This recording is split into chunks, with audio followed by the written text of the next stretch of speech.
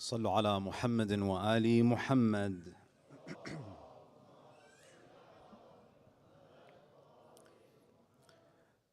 أعوذ بالله من الشيطان اللعين الرجيم. بسم الله الرحمن الرحيم. الحمد لله رب العالمين، والصلاة والسلام على خاتم الأنبياء والمرسلين سيدنا ونبينا محمد وعلى أهل بيته الطيبين الطاهرين.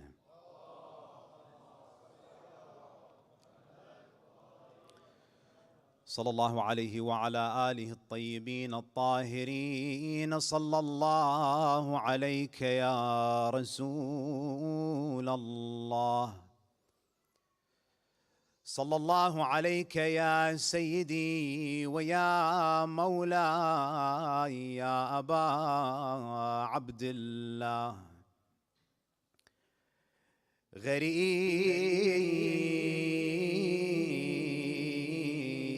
يا مظلوم كربلاء، ما خاب من تمسك بكم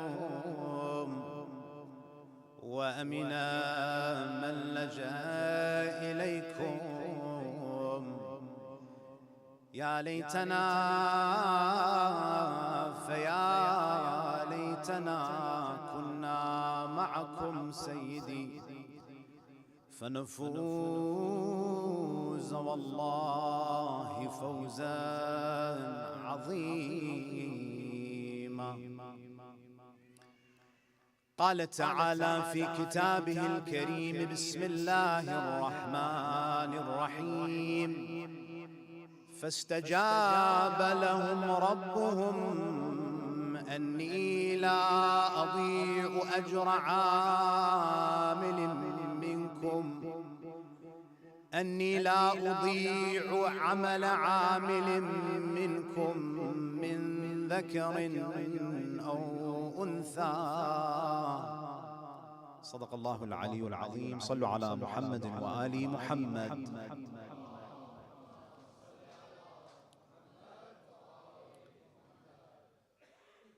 Respected elders, brothers and sisters, Assalamu alaikum wa rahmatullahi wa barakatuh. When we speak about the role of the women in the movement of Imam al-Husayn alayhi salam, we oftentimes limit the discussion to the ladies who were with him in Karbala. However, when you examine the revolution of Imam al-Husayn, you see that the story of his movement contains the contributions of some of the most remarkable women in the history of Islam. Women in Medina, women in Kufa, women in Basra, women in Sham, who all contributed in their unique way to the movement of Imam al-Husayn. And what is remarkable about these women is that they made tremendous contributions, and they never felt that their femininity was a weakness. They saw themselves as equally noble to their male counterparts, but they also recognized that they had an unequal role. They had their unique way of supporting the movement of Imam al-Husayn. When you look at the specifics of what they achieved, you see, my dear brothers and sisters, on the one hand, Imam al-Husayn alayhi salam, he brought with him an entire caravan of ladies. Women and children accompanied him. And this might sound puzzling, especially when you consider that he's going towards a very dangerous situation. where there will likely be a military conflict. Imam al-Husayn knew that he would be martyred, but he also knew that his story would not be told accurately by his enemies. He knew that the Umayyads would try to distort his message. He knew that his enemies would try to bury his message. He knew that the state would not be fair in representing what he stood for. And therefore, he had to bring with him the women and the children, because he knew that in Arabian culture, you don't kill women. He knew that they would survive. And because he knew that they would survive, he put his message as an amana with those ladies. They had the responsibility of telling the world what really happened in Karbala. The reason why we know what happened is because of the incredible patience of those women. The reason why we know what happened is because those women made sure that every movement that happened on that day was forever etched in their memory. So tonight, my dear brothers and sisters, I want to speak a little bit about the individual women who made this revolution happen.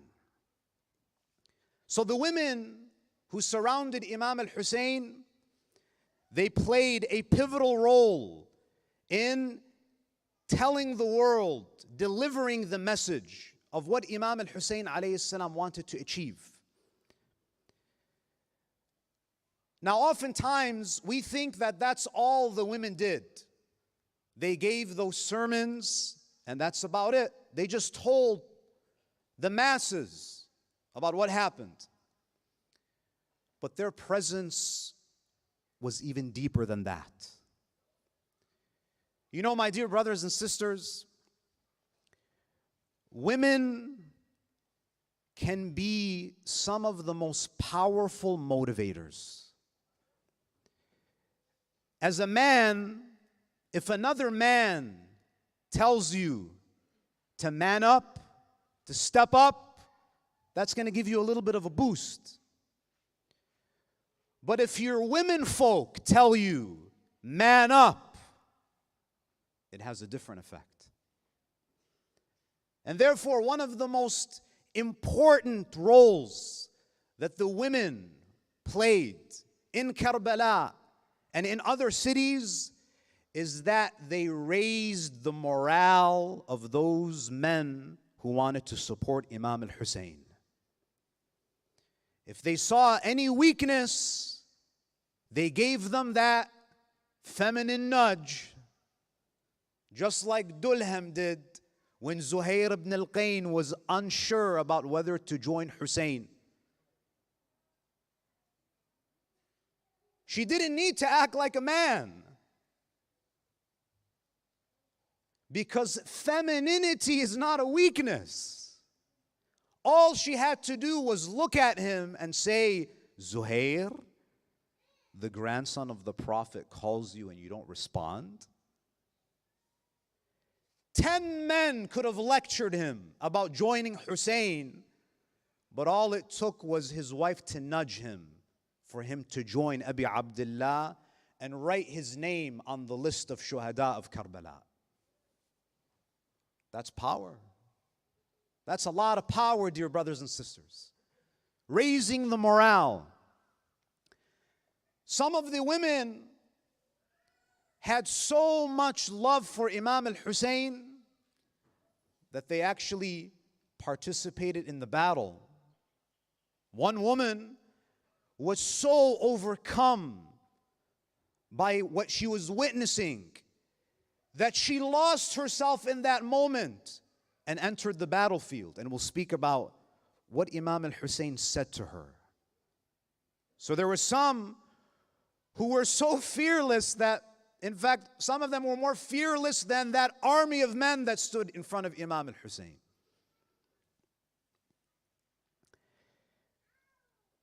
Some of the women who helped the message were the wives of the enemies of Imam al-Husayn. You had powerful women, good women, noble women on both sides. Ibn Ziyad's own mother disowned him. Ubaydullah ibn Ziyad, his mother disowned him. Hind, the wife of Yazid, she rebuked her husband. Some of these women, they had more courage than an army of men. So the role of condemning the crimes was very important. In fact, the fact that the stance that these women took made the crime even worse, because their own womenfolk were indicting them for their crimes, solidifying the case against them. So no one can deny that these people were oblivious of what they were doing. Forever it will be on record that Hind, the wife of Yazid, rebuked Yazid for his treatment of Al-Muhammad. Some of the women in the story of Karbala, they gave shelter to the lovers of Husayn when others were too afraid. Last night, we mentioned the story of Taw'a, that old lady that lived in Kufa. We don't have any information about her. We don't know anything about her. Nothing remarkable about her life. But in a city of soldiers, she was the only one who was willing to give refuge to Muslim ibn Aqil. You know, brothers and sisters, in the secular world, women are often taught that the only way for you to leave your mark is to make yourself visible and come out. Taw'a never left her home, but we're talking about her over 1,000 years later. You can change the world from your house.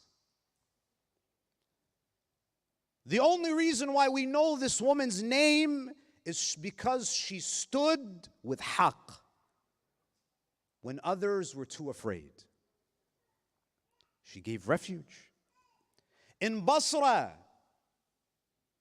when the Shi'as came together and it was not safe to meet up, a woman gave her home to be used as a meeting place for the Shi'as to plan how they would join Husayn ibn Ali. And 2 or 3 of them eventually made it to Karbala. That woman, she has a part of that thawab. These women, they facilitated that. Yeah, they weren't front and center. But who said that you have to be in the limelight to leave your mark in this world? This is something that we have to understand, my dear brothers and sisters. Another thing that we see, especially with the women, and the head of the women was none other than Sayyida Zainab, salawatullahi alayha.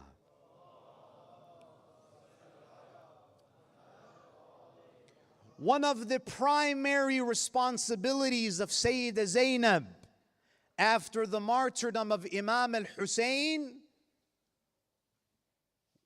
was to look after the heartbroken women and the traumatized children.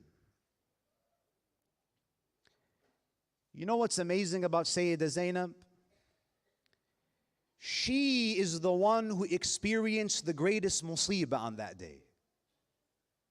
She's the younger sister of Imam al-Husayn. She lost more than anybody. She had the strength to process her own trauma and to be the shoulder that others cry on at the same time. To grieve and to be a source of strength at the same time. No man could do what Sayyida Zainab did. Women are better at that. There are some things that women are better at. Women are natural healers. They are. They have the ability to make calamities more bearable. It's that magical feminine touch that the secular world wants to crush. Imam Zainul Abidin salawatullahi alayhi. Allahumma salli ala.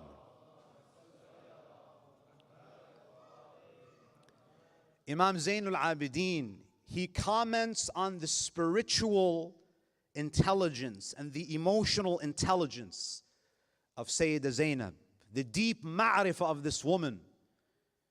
He says, "Oh my aunt, أنت بحمد الله عالمة غير معلمة." Oh my aunt, with the praise of Allah, you are an untaught scholar. These are the women of Ahlul Bayt. And if you'll allow me very briefly, I want to mention some of the names of these incredible women. And I'd like to begin in Medina. I'd like to begin with al-Baneen, salawatullahi alayha.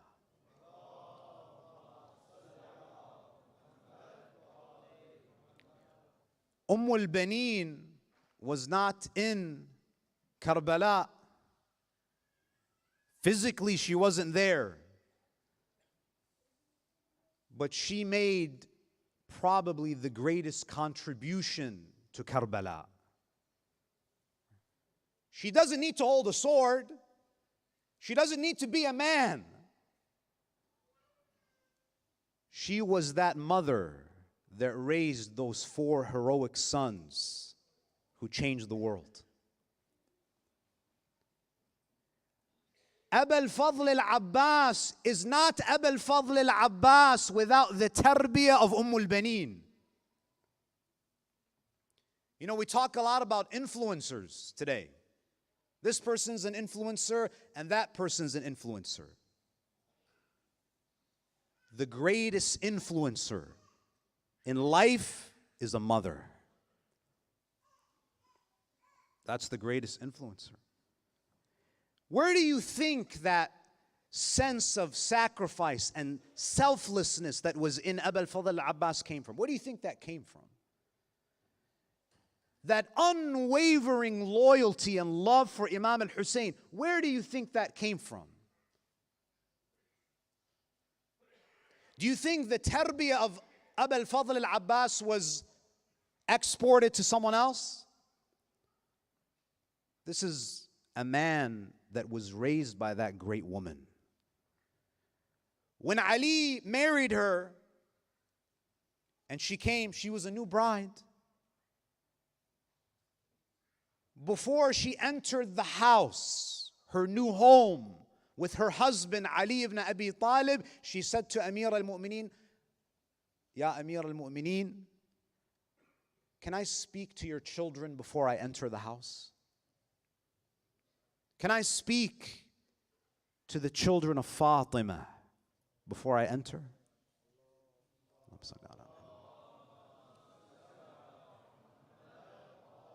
He said, "Yes, speak to them." Hassan, Husayn, Sayyida Zainab, Kulthum, they stood.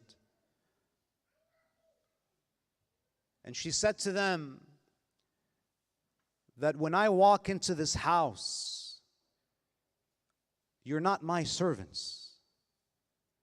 I'm your servant. Because you are the children of Sayyidat Nisa al-Alameen. This woman had so much love for Ahlul Bayt that she says to Imam Ali ibn Abi Talib that, don't call me by my first name. Why? Because my name is also Fatima. I have the same name, but I am not Fatimatu Zahra salawatullahi alayha.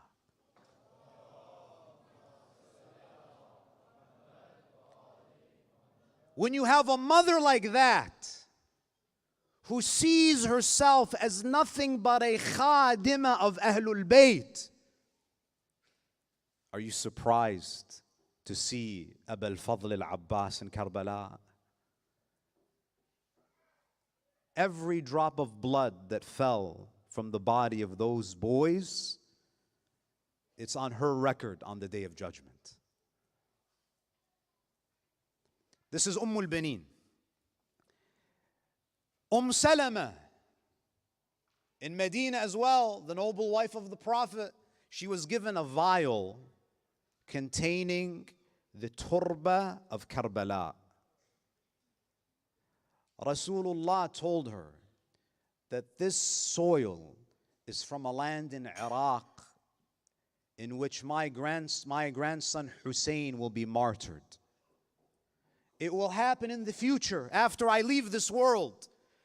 On the day that you see this vial turn red, know that my beloved Husayn has been killed. She would look at it every day, day after day after day.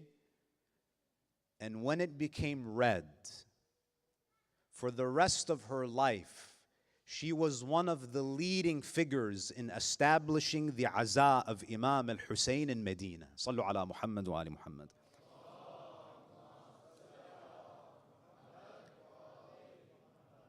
We come to Ar-Rabab. Ar-Rabab, the beloved wife of Imam al-Husayn. What can I say about this woman? A woman who was immersed in the love of the family of the Prophet.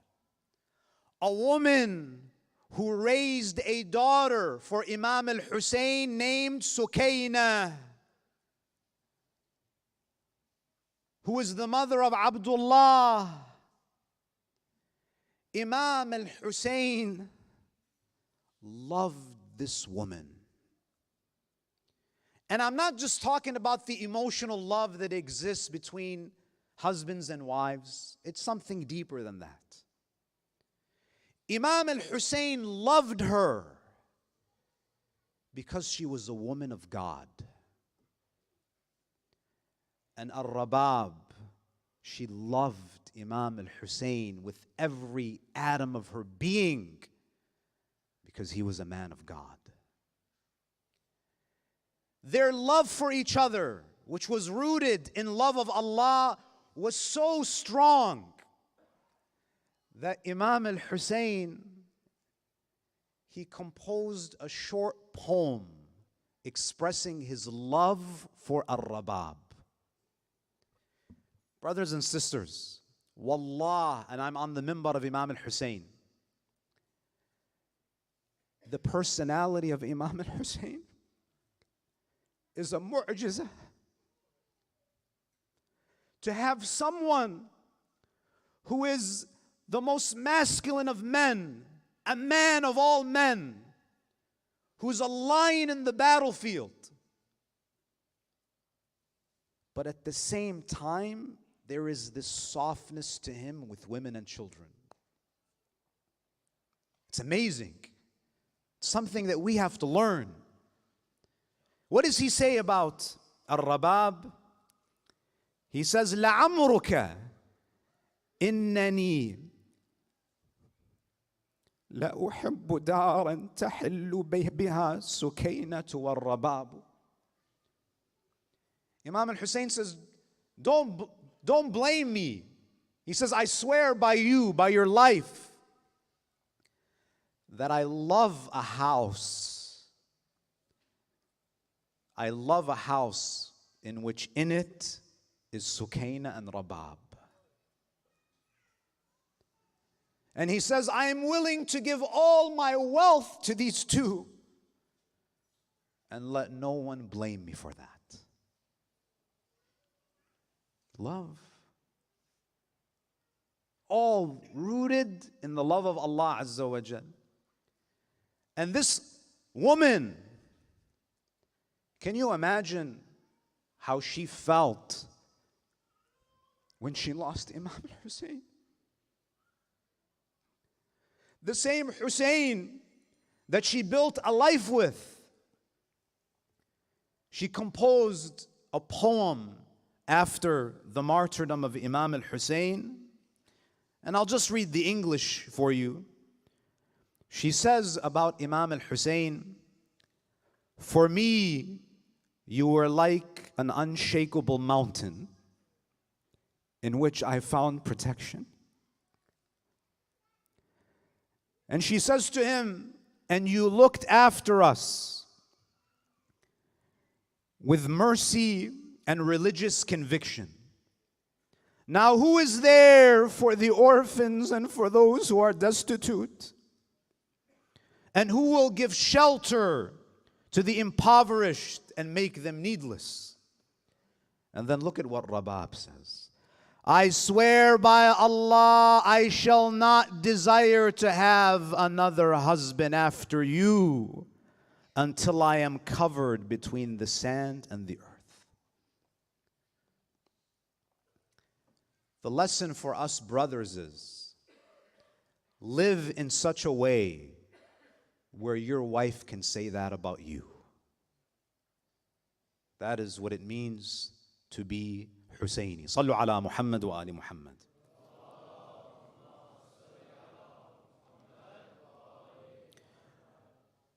Wahab, I told you that there was a woman who was overcome with emotion on the day of Ashura, that she entered the battlefield. Wahab's husband was one of the companions. He was fighting. And when she saw her beloved husband fighting valiantly in the battlefield, and when she saw the intensity of the moment, she grabbed a pole from the tents and entered the battlefield, saying to her husband, فداك أبي وأمي قاتل دون الطيبين ذرية محمد.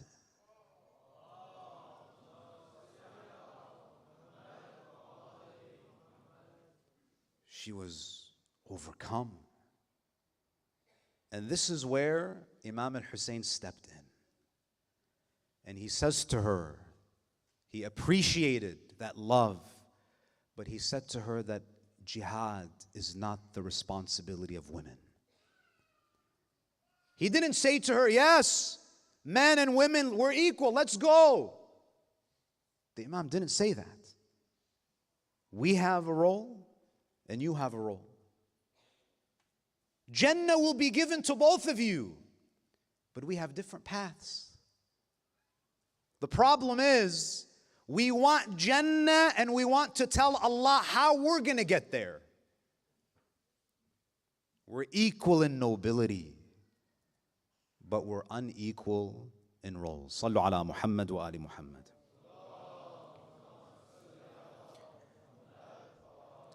The daughter of Abdullah ibn Afif al-Azdi. When the head of Imam al-Husayn was brought to Kufa, Ibn Ziyad, la'anahullah, he started to play with the lips of Abi Abdullah.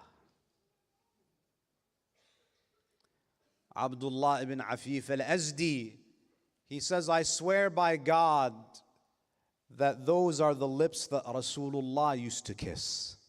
Allahu Akbar. Ibn Ziyad, it was a crowd of people. Who said that? Abdullah ibn Afif al-Azdi was a blind man. He said, Ana ya adu Allah. I said it, O enemy of God. Shaja'ah. People are different. This is a brave man. He goes home. They raid his house. He's a blind man. His daughter was home. He says to his daughter, hand me my sword. Hand me my sword. You're blind. Tell me where they're coming from. He held his sword, and his daughter would say to her father, they're coming from the right. He would strike. They're coming from the left. He would strike. These are the women. These are our women that we should be proud of. These are the types of women that the school of Muhammad wa Ali Muhammad produced. Sallu ala Muhammad wa Ali Muhammad.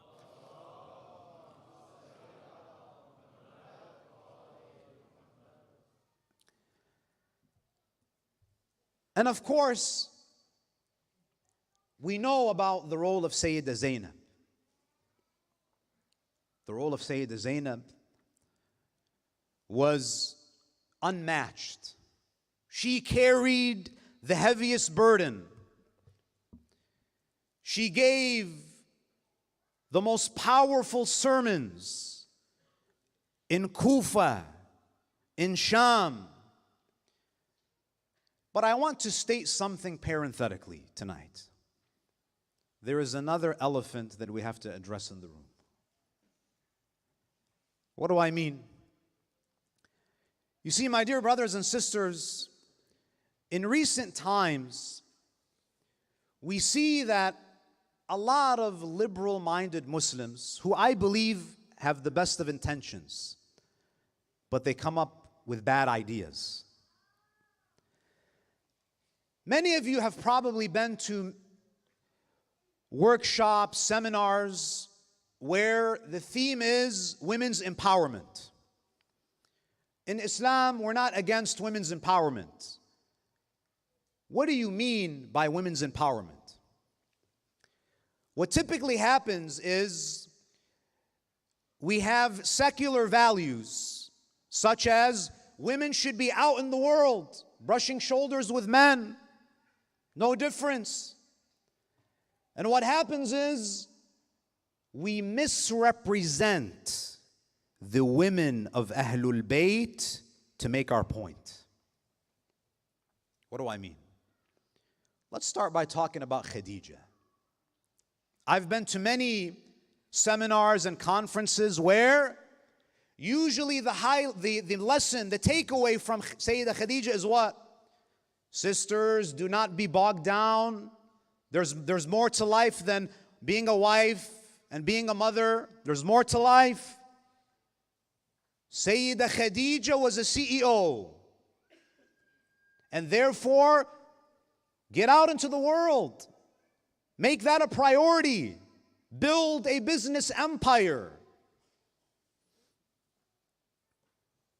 Now, I know that there are going to be some keyboard warriors who are going to make clips, but we're not talking to these people. We have to address a very critical point here. And the point here is, yes, Khadijah was the wealthiest woman in Arabia. There's no doubt about that. But what you think she was like is not accurate. Your idea of Sayyidah Khadijah is ahistorical. Why? How did Sayyidah Khadijah build her business? It's very different from the way the modern world wants you to build your business. What do I mean? Sayyidah Khadijah inherited her wealth from her father. She didn't squander the money. She was wise, she invested, and she grew that money exponentially. No doubt. But there's another side of Sayyidah Khadijah that people often don't know, or they're not interested in looking into. And that is look at the way she built her business.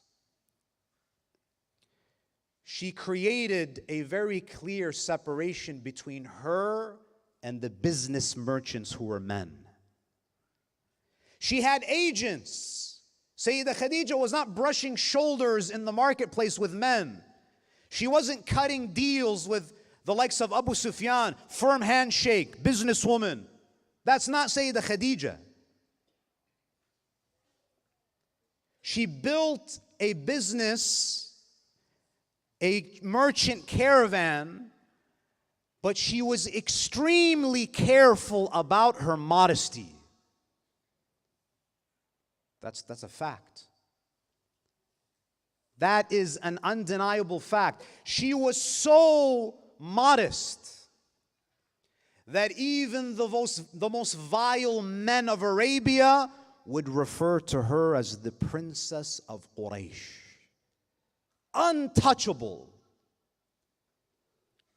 There's another thing that is often omitted from the Khadija story, and that is that she got married to the Prophet at the age of 25.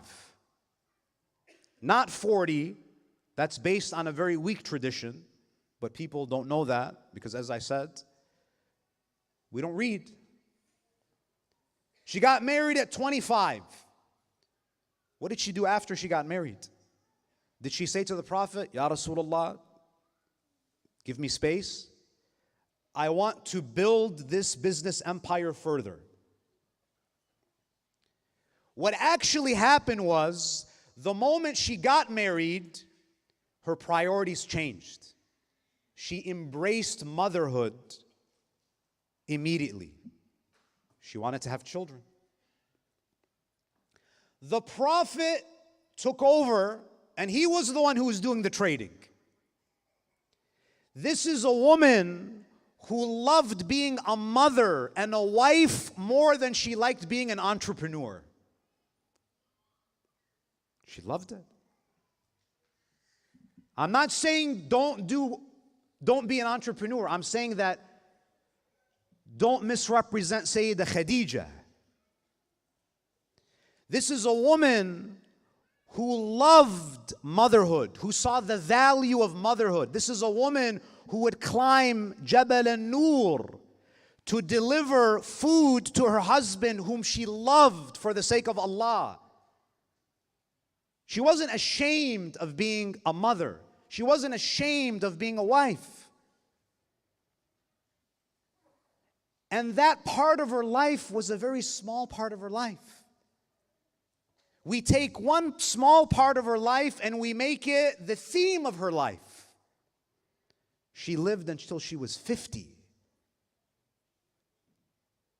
The years that she spent building that wealth was very early on.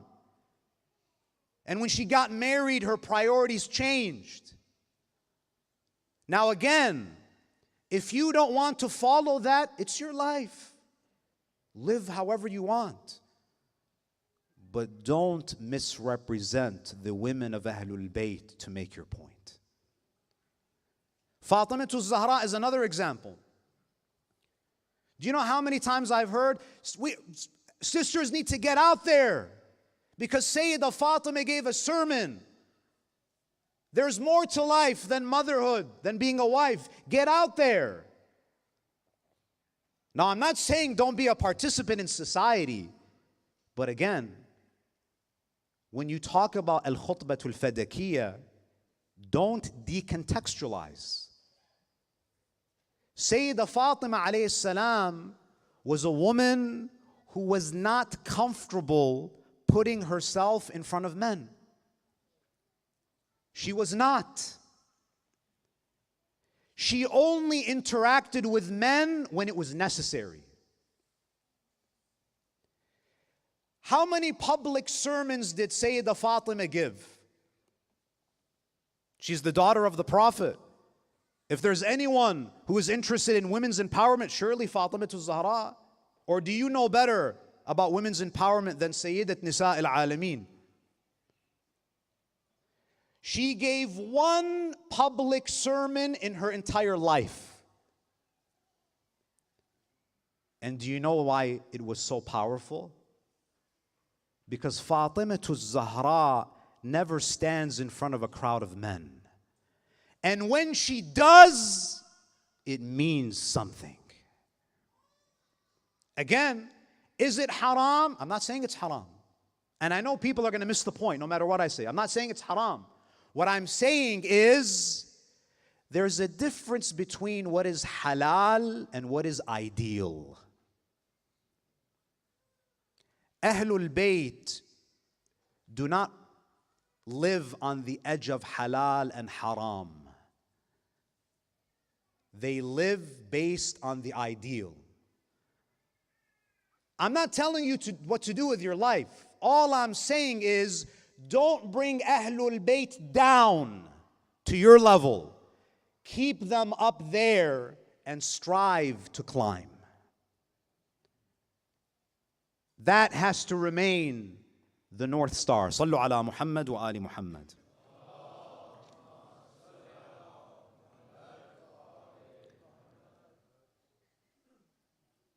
There were other women who left a very powerful mark in history. You know, brothers and sisters, after the martyrdom of Imam al-Husayn alayhi salam, when he was beheaded,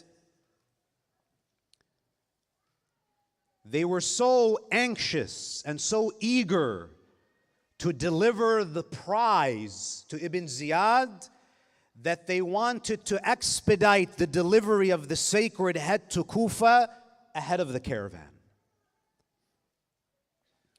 That's why Khuli ibn Yazid al-Asbahi was given the head of Imam al-Husayn and they put it in a bag. Allahu Akbar. And he rode through the night until he arrived in Kufa. But he arrived too late. The gate was locked. He wanted to present the head of Imam al-Husayn to Ibn Ziyad, but he arrived too late.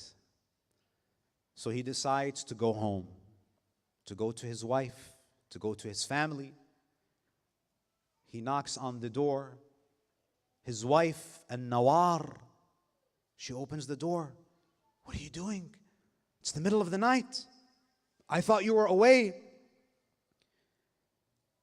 With a sinister smile on his face, he says, I have the riches of the dunya in this bag.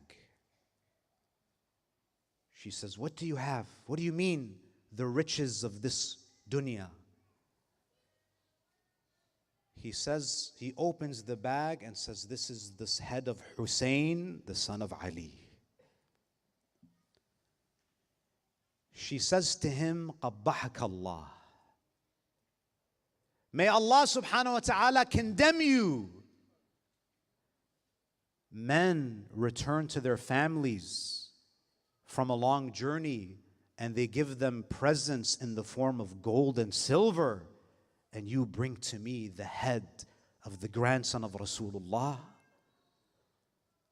She says to him, my head and your head will never be on the same pillow ever again. These women are the reason why we know about the atrocities. These are the women who said no when so many weak-hearted men said yes. He went to sleep. Khuli went to sleep. And he left the head in the house. And An-Nawar, the narrations say that she went close to that head. And she said, when I looked at that head, I was taken by the light emanating from that head. If that is the effect that Imam al-Husayn alayhi salam has when his head is separated from his body, imagine the effect of Husayn when he's speaking to you.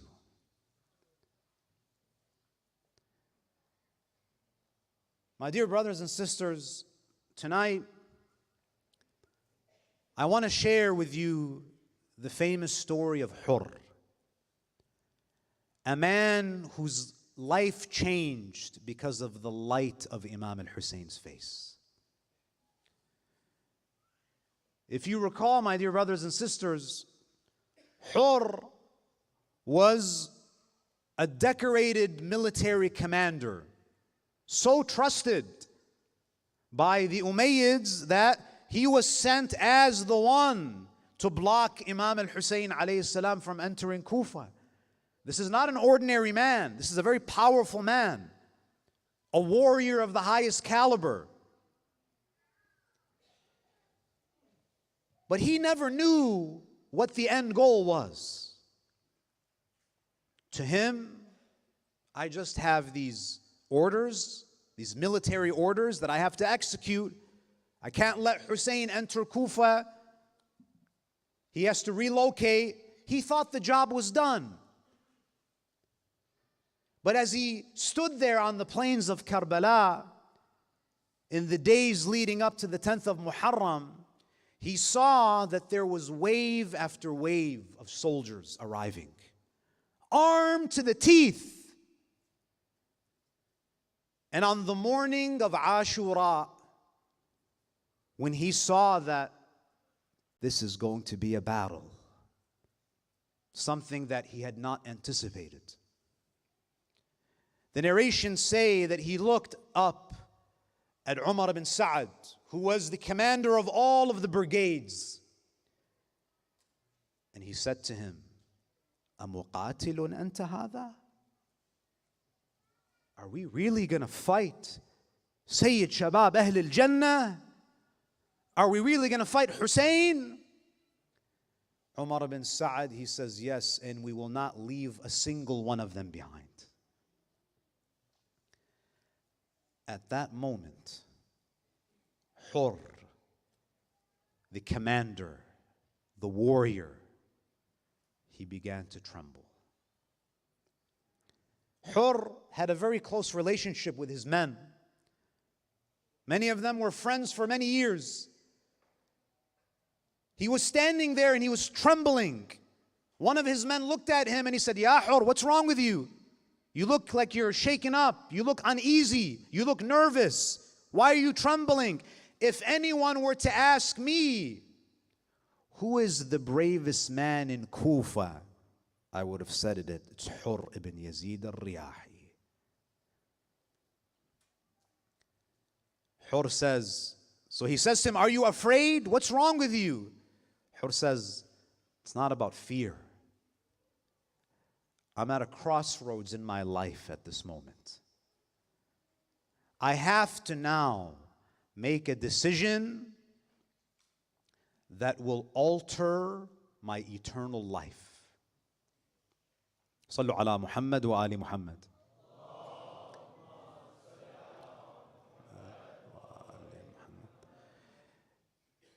He says, why are you trembling? قال إني أرى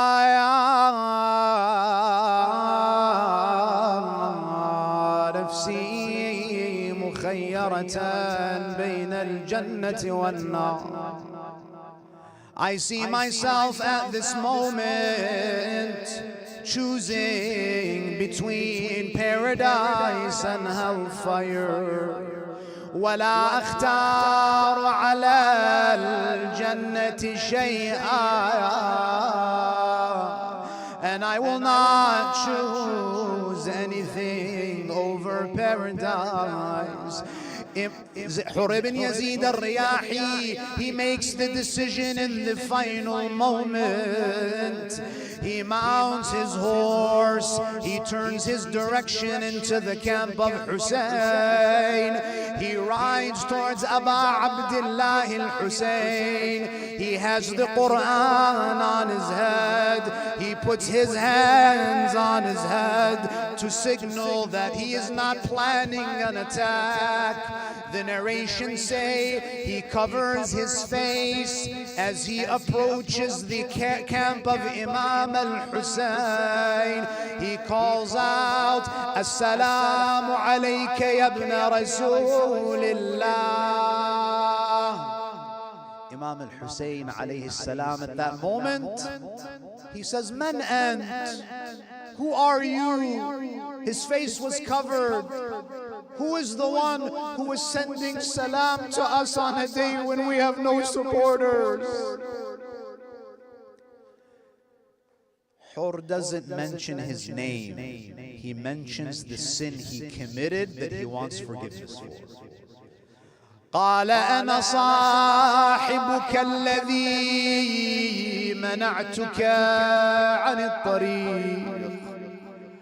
I am the one who blocked you from entering Kufa. وجعجعت بك وبأهلك إلى هذا المكان. I am the one who made you come to this land. I am the one who put fear in the hearts of your daughters, Ya Imam. I am the one who put distress in the heart of Zainab. What does he say now? فهل ترى لي من توبة? Is there any way for me, Ya Aba Abdullah? Is there any way for me to be forgiven? Is there any way for redemption, Ya Aba Abdullah? What does Imam al-Husayn say to him? What does Imam al-Husayn say to him? What do you expect the grandson of Rahmatan lil Alameen to say? قال يا حر إن تبت تاب الله عليك.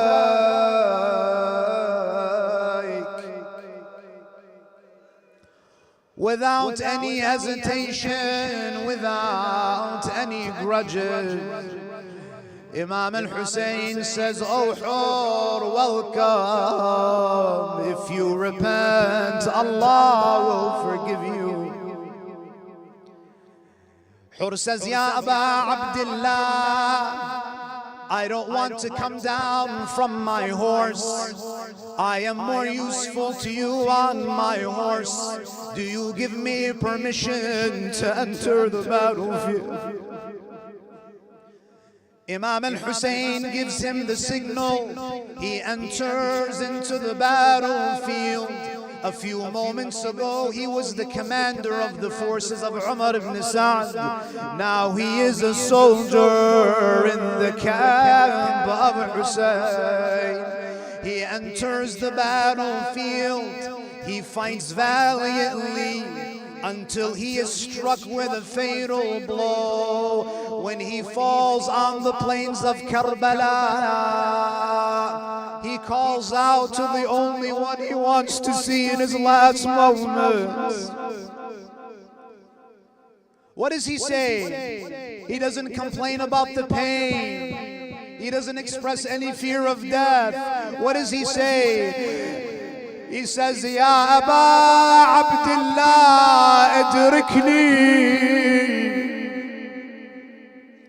Ya Aba Abdullah, hurry, come to me, Ya Aba Abdullah. Imam al-Husayn, he rushes to him. He reaches him. Hur ibn Yazid al-Riyahi is in his final moments. Imam al-Husayn, he cradles him. He wipes the blood from his face. He strokes his head gently. And he looks into the eyes of Hur. And he says to him,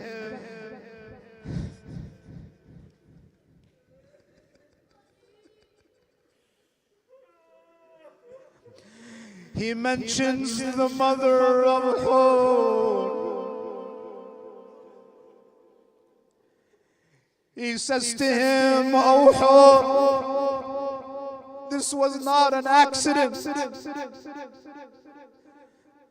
This is from the barakah of your mother." He says to him, "Ma أخطأت أمك إذ سمتك حرا." Oh Hur, your mother was right on the day that she named you, because your name means to be free. فأنت حر في الدنيا وسعيد في الآخرة, because you are free in this life and you will be prosperous in the hereafter. Hur, when he entered this world, the first face that he saw was the face of his mother. The mother that raised him into the man that he became on the day of Ashura. And the last face that he saw before departing this world was the face of the ultimate man, أبي عبد الله الحسين. لا حول ولا قوة إلا بالله العلي العظيم. وسيعلم الذين ظلموا آل محمد أي منقلب ينقلبون والعاقبة للمتقين. صلوا على محمد وآل محمد.